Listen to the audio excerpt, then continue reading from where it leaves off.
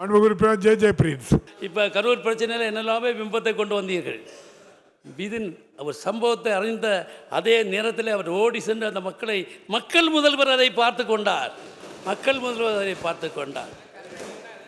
மணிப்பூரில் சம்பவம் நடந்தது, 1.5 வருஷம் ஆச்சு. என்னைக்கு இப்போ தான் போனார் அங்கே ஆரை பார்த்து அங்கே போய் பிரச்சனை பண்ணது. இதுதான் பிரதமரா? பொதுப்பணித்துறை அமைச்சர் எங்களுக்கு கண்ணாடி பாலத்தை கன்னியாகுமரி மாவட்டத்தில் தந்திருக்கார். in respect of our district, I would like to represent. அதனால் பல லட்சக்கணக்கான மக்கள் இந்த டூரிஸ்ட் சென்டர் வந்திருக்காங்க கன்னியாகுமரி மாவட்டத்தில். ஆனால் எங்களுடைய பிரச்சனை, எங்களுக்கு ஒரு டூரிஸ்ட் சென்டராக கன்னியாகுமரி மாவட்டத்தை நீங்கள் வளர்த்தணும், இந்த அரசு வளர்த்தணும். அப்படின்னா அதுக்கு நம்முடைய இன்கம் அதிகமாக வரும். அதுக்கு விமான நிலையம் அங்கே வேண்டும். டெக்னோ பார்க் சீக்கிரம் தரனை சொன்னீங்க அன்புக்குரிய அமைச்சர் அவர்கள். அதையும் நீங்கள் எப்போது ஆரம்பிப்பீர்கள்? பார்த்தீங்கன்னா மாண்புமிகு பேரவைத் தலைவர் அவர்களே, மாண்புமிகு உறுப்பினர் அவர்கள் கேட்ட அந்த டைடல் நியோ கட்டிடத்துக்கான வரைபடங்கள் எல்லாம் தயார். வெகு விரைவில் மாண்புமிகு முதலமைச்சர் அவர்கள் அங்கே அடிக்கல் நாட்டுவார். அதில் எந்த சந்தேகமும் வேண்டாம். டூரிசம் பற்றி கேட்டீங்க. டூரிசமுக்கும் சிப்காட்னா இப்போ நோடல் ஏஜென்சியாக மாண்புமிகு முதலமைச்சர் அவர்கள் அமைத்து கொடுத்துருக்கிறார். எனவே நாங்கள் அதில் ஒரு 30-40 ஏக்கர் ஐடென்டிஃபை பண்ணியிருக்கோம். ரொம்ப ரம்மியமான ஒரு இடத்துல ஐடென்டிஃபை பண்ணியிருக்கோம். நிச்சயமாக அங்கே மிகப்பெரிய அளவில் மாண்புமிகு நமது டூரிசம் மினிஸ்டரோட அனுமதியை பெற்று மாண்புமிகு முதலமைச்சர் அவர்களிடம் அது கொண்டு போய் சேர்த்து மிகப்பெரிய ஒரு ஈகோ டூரிசம் ஸ்பாட் அங்கே நிச்சயமாக உருவாக்கப்படும். மாண்புமிகு சுற்றுலாத்துறை மாண்புமிகு பேரவை துணைத் தலைவர் அவர்களே, மாண்புமிகு தமிழ்நாடு முதலமைச்சர் திராவிட மாடல் நாயகர் கன்னியாகுமரிக்கென சுற்றுலா வளர்ச்சிக்கென 30 கோடி ரூபாய் நிதியினை ஒதுக்கி தந்திருக்கிறார்கள் என்கிற தகவலை மாண்புமிகு உறுப்பினர் அவர்களுக்கு அன்போடு தெரிவித்துக் கொள்கிறேன். On behalf of all MLAs ஒரு முக்கியமான பிரச்சனையை அவையில் வைக்க விரும்புகிறேன். நம்முடைய ஃபைனான்ஸ் மினிஸ்டருக்குனால 2024-25 ஆண்டு சட்டமன்ற உறுப்பினர் தொகுதி மேம்பாட்டு நிதி 18% ஜிஎஸ்டி தொகையை அரசே ஏற்கும் என மாண்பு முதல்வர் அவர்கள் அறிவித்தார்கள்.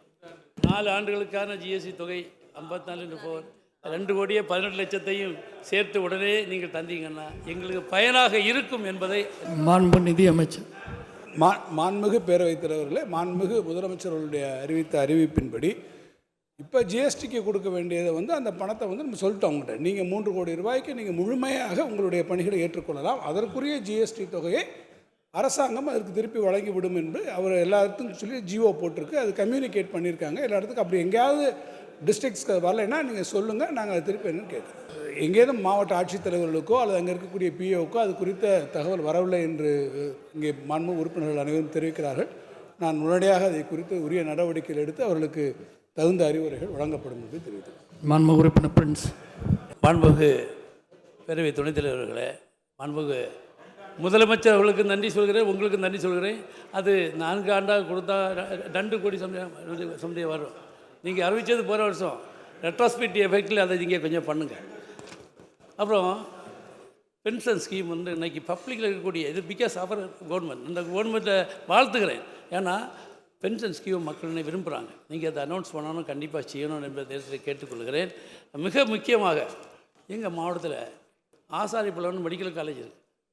மெடிக்கல் காலேஜ், அந்த மெடிக்கல் கல்லூரியில் 1939 பிரிட்டிஷ் காலத்தில் காசநோய் மருத்துவம் ட்ரீட்மெண்ட் பண்ணக்கூடிய ஒரு மருத்துவமனை.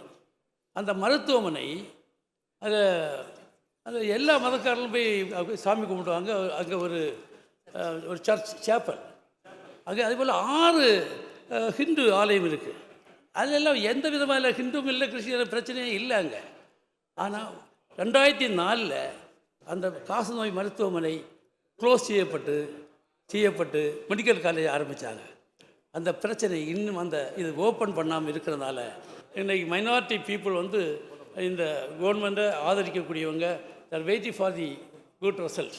நடக்கும்னு நம்புகிறேன். அதற்கு நீங்கள் துரிதமாக எங்களுடைய மாவட்ட அமைச்சரும் இதை பேசி கொண்டு இருக்கிறோம், நாங்கள் பேசிகிட்டு இருக்கோம். நீங்கள் மாவட்ட நிர்வாகத்தில் சொல்லி இதை உடனடியாக சேப்பல் ஓப்பன் செய்யறதுக்கு நடவடிக்கை எடுக்க வேண்டும் என்பதை உங்கள் கவனத்துக்கு கொண்டு வரேன். அப்புறம் எங்களுடைய மாவட்டத்தில் பெண் அமைச்சராக லோர்தமா சைமன் அவர்கள் சிறப்பாக பணியாற்றினாங்க. மீன்வளத்துறையிலையும் உள்ளாட்சி துறையில் சிறப்பாக பணியாற்றி பெருமை சேர்த்தார்கள்.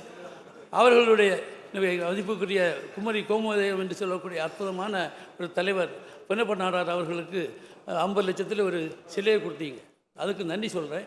அதே போல் இந்த அம்மையாருக்கும் லூதமா சைமன் அவர்களுக்கும் நீங்கள் ஒரு மணிமண்டபம் வழங்க வேண்டும் என்று நான் உங்களை அன்பாக கேட்டுக்கொள்கிறேன்.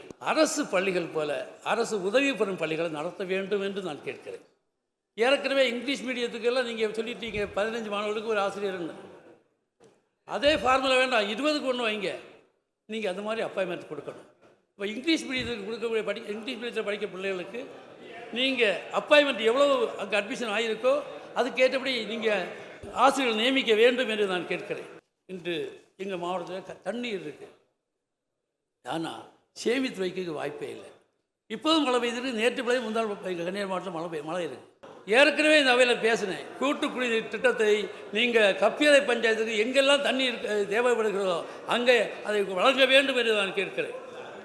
எனக்கு தொகுதியில் ஒரு அரண்மனை, அழகாக கட்டப்பட்ட அரண்மனை, அந்த அரண்மனை வேலை 90% முடிஞ்சாச்சு. அதை உடனடியாக மீதமுள்ள எது தேவையோ அந்த தொகையை கொடுத்து அதை அரண்மனையை மாண்புக்கு நம்முடைய முதல்வர்களுடைய கரத்தால் அதை துவக்க வேண்டும் என்று நான் கேட்கிறேன். அது அப்படிப்பட்ட ஒரு வாய்ப்பை அவர்கள் பெற்றுக்கொள்ள வேண்டும் என்று கேட்கிறேன். இது மட்டும் மிக முக்கியமான ஒரு கோரிக்கை. தற்காலிகமாக உதவி பேராசிரியர் வேலை பார்க்குறான், 18 வருஷம் வேலை பார்க்குறான். அவன் சம்பளம் 25 கஷ்டப்படுறான். அது நிரந்தரமாக்குங்க. ஏற்கனவே சொல்லப்பட்டிருக்கிறது. அவர்களுக்கு வாய்ப்பை கொடுங்க. ஜல்ஜீவன் திட்டத்தின் மேலும் மயிலாடுதுறை, புதுக்கோட்டை என பல மாவட்டங்களுக்கு நிதி ஒதுக்கப்படும் என்று தெரிவித்தீர்கள். அதன் கூட்டுக்குடிநீர் திட்டம் அதன் நடவடிக்கை என்ன ஆனது என்று அன்புக்குரிய எம்எல்ஏக்கள் கேட்குறாங்க. அதுக்கு நீங்கள் பதில் சொல்ல வேண்டும். புதுக்கோட்டைக்காக எல்லா திட்டங்களும் முடிவுபட்டு நிதி ஒதுக்கீடுக்காக காலதாமதாக இருக்கிறது. அதில் ஒன்றிய அரசு நமக்கு 19 திட்டங்களில் ஒரு திட்டம் புதுக்கோட்டை திட்டம்.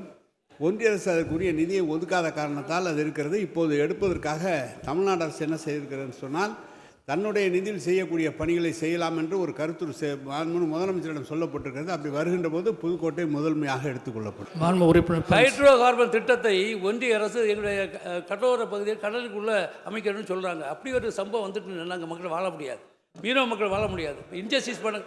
ஆனால் அந்த திட்டத்தை அமல்படுத்துவதற்கு அவங்க கருத்து கேட்பு கூட்டமே வைக்கல, ஒன்றும் யோசிக்கல. மாண்புமிகு பேரவைத் தலைவர்களே, தமிழ்நாடு அரசு இந்த ஹைட்ரோ கார்பன் திட்டங்களை குறித்து தெளிவான தன்னுடைய கொள்கை முடிவை தெரிவித்திருக்கிறது. இது கன்னியாகுமரியாக இருந்தாலும் சரி, ராமநாதபுரமாக இருந்தாலும், புதுக்கோட்டையாக இருந்தாலும் சரி, நிலப்பரப்பாக இருந்தாலும் சரி, கடல் பரப்பாக இருந்தாலும் சரி, எந்த இடங்களிலும் இத்தகைய திட்டங்களுக்கு அனுமதியை ஒருபோதும் வழங்கப்பட மாட்டாது என்கின்ற உறுதிமொழியை ஏற்கனவே சொல்லியிருக்கிறோம். நான் மீண்டும் இந்த அவையிலே சொல்லியிருக்கிறேன். அதற்கான அறிவுரைகள் சியாவுக்கோ மற்றவர்களுக்கும் ஏற்கனவே அது வழங்கப்பட்டிருக்கிறது. ONGCயை பொறுத்தமட்டில் அவர்கள் ஏற்கனவே கொடுத்திருக்கிறார்கள். அவர்களுக்கு விளக்கங்கள் கேட்கப்பட்டிருக்கிறது. எனவே மீண்டும் ஒரு முறை நான் இந்த அவையிலே தெளிவுபடுத்துகிறேன். தமிழ்நாடு அரசு ஒருபோதும் அதற்கு அனுமதிக்காது. அதற்கான எந்த விதமான செயல் திட்டங்களையும் நிறைவேற்றுவது. ஏன்னா அவங்க என்ன சொல்கிறாங்கன்னு கேட்டீங்கன்னாக்கா, நாங்கள் பப்ளிக் ஹியரிங்கே வேணாம், பொதுமக்களுடைய எந்த அளவுக்கு போகிறாங்கன்னா, பொதுமக்கள்கிட்ட கூட நாங்கள் போய் கருத்து கேட்கக்கூடிய அந்த அடிப்படையை கூட ஒன்றிய அரசு தாண்டி நாங்கள் செல்வோம் என்கிற நிலையை உருவாக்குறார்கள். எத்தகைய சூழ்நிலைகள் எந்த போர்வையை போர்த்தி கொண்டு வந்தாலும் தமிழ்நாட்டில் நிச்சயமாக அதற்கு அனுமதிகள் வழங்கப்பட மாட்டாது என்பதை தெரிவிக்கிறோம். மாண்புமிகு உறுப்பினர் பிரின்ஸ். இந்த நெய்யூர் ஹாஸ்பிட்டல் இருக்குது, அங்கே மெடிக்கல் காலேஜ் கேட்குறோம். அனுமதி இந்த அரசு தான் தரணும். ப்ரிலிமினரியில் எல்லா செக்கப்பும் பண்ணியாச்சு. நீங்கள் அனுமதி தந்தால் அங்கே மெடிக்கல் காலேஜ் வரும், அந்த மக்களுக்கு பயனடையும். ஆகவே அது சம்பந்தமாக நடவடிக்கை எங்களுக்கு சாதகமாக தந்து உதவ கேட்டு வாய்ப்புக்கு நன்றி சொல்லி அமைகிறேன். நன்றி.